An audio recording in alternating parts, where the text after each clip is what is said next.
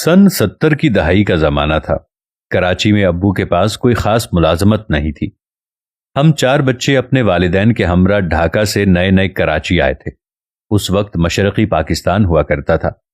नारायण गायन ढाका की एक जूट मिल में अब्बू मैनेजर थे।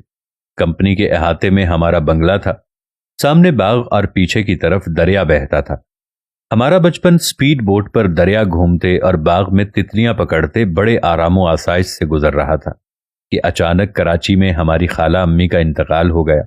उनके 5 बच्चों की परवरिश हमारे अम्मी अब्बू की जिम्मेदारी में आ गई थी। हमें कराची आना पड़ा। इस तरह 7 से 17 बरस तक के 9 बच्चे, उनके अलावा नानी, खालू जो कि हमारे सगे ताया अब्बा भी थे, और अम्मी अब्बू, गोया 13 अफराद, और रहने के लिए घर नहीं था। छोटे मामू ने अपना सरकारी क्वार्टर हमारी अम्मी को रिहाइश के लिए दे दिया और खुद अपने नामुकम्मल घर में शिफ्ट हो गए। हमारे क्वार्टर में एक स्टोर रूम था जिसमें ताया अब्बा का बिस्तर था। उनके साथ उनका छोटा बेटा सोता था और इसके अलावा सिर्फ 2 कमरे थे। इनमें से एक अम्मी अब्बू का बेडरूम था। इसी कमरे में मेरे 2 छोटे बहन भाई का एक बेड भी था और दूसरा कमरा एक बैठक थी, यानी ड्राइंग रूम, जिसमें एक सोफा सेट जिस पर रात के वक्त मुझसे बड़ा खालाजाद भाई सोता था और एक सीटी जिस पर भाई खालाजाद सोते थे। भैया का कराची यूनिवर्सिटी में इकोनॉमिक्स डिपार्टमेंट में दाखिला क्या हुआ, ऐसे लगा कि हम सब का मुस्तकबिल संवर गया। बाजी की शादी हुई, माली मुश्किलात, लेकिन रिश्तेदारों का जम्मे गफीर, इतने लोगों का हफ्तों का क़याम ताम कैसे हो अल्लाह जाने।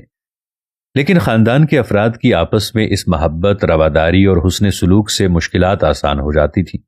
और फिर यकीन आया कि इत्तफाक में बरकत किसे कहते हैं। फिर हुआ यूं कि हम सब बहन भाई उम्र और वसाइल के एतबार से बड़े हो गए। 2 भाई 3 बहनें अमरीका मुकीम हुई, जबकि 2 भाई कनाडा में और एक छोटा भाई इमारात में रहता है। और मैं तालीम सियाहत के लिए तो अमरीका जाता रहा, लेकिन सिविल सर्विस के सबब पाकिस्तान में ही क़याम पज़ीर रहा। हमारे करियर की इब्तदा में वसाइल वाफिर तो न थे, मगर हाँ, अपने बच्चों की तालीम और दीगर घरेलू ज़रूरियात बआसानी पूरी हो जाती थी।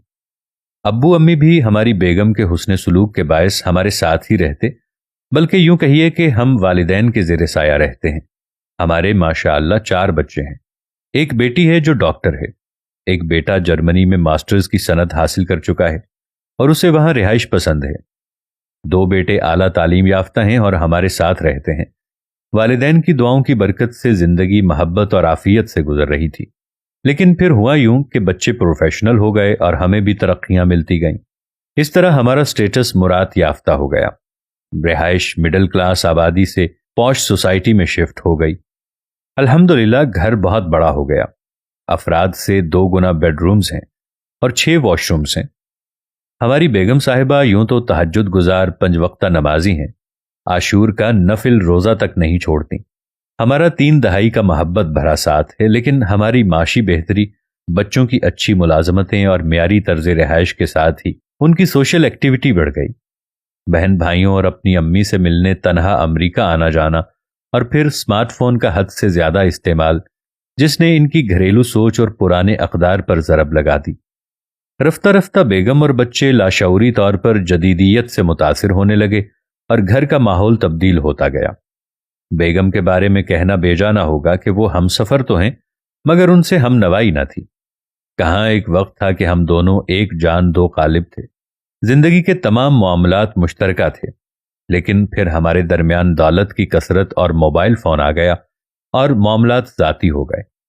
अहम बात यह हुई कि अब हम मियाँ बीवी में कोई मामूली सी खटपट भी हो जाए तो मेरी बीवी के पास अपना बेडरूम छोड़ने के बहुत ऑप्शन मौजूद हैं और उनका मोबाइल उन्हें तनहा नहीं छोड़ता, सारे जहां से जोड़ कर रखता है। लिहाजा अब हम कई कई रातें अलग कमरों में गुजार देते हैं।